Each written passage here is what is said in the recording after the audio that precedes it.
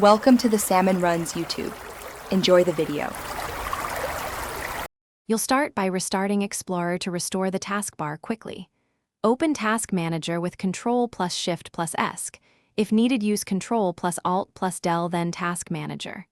In Processes, find Windows Explorer, click it once, then choose Restart. This refreshes the shell without rebooting, fixing many display glitches. Once done, make sure the taskbar returns. If it flickers or reappears partially, wait a few seconds because Explorer rebuilds UI elements. If nothing changes, proceed to the next set of deeper checks. Next, verify taskbar settings to ensure it isn't hidden by configuration.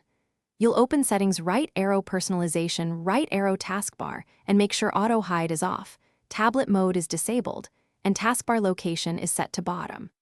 If you use multiple monitors, check that the taskbar is enabled on the main display and that scale/resolution changes haven't pushed it off screen. Once adjusted, sign out and back in if needed to force layout refresh. If the taskbar is still missing, prepare to run system checks in the final step. For stubborn cases, run system repairs.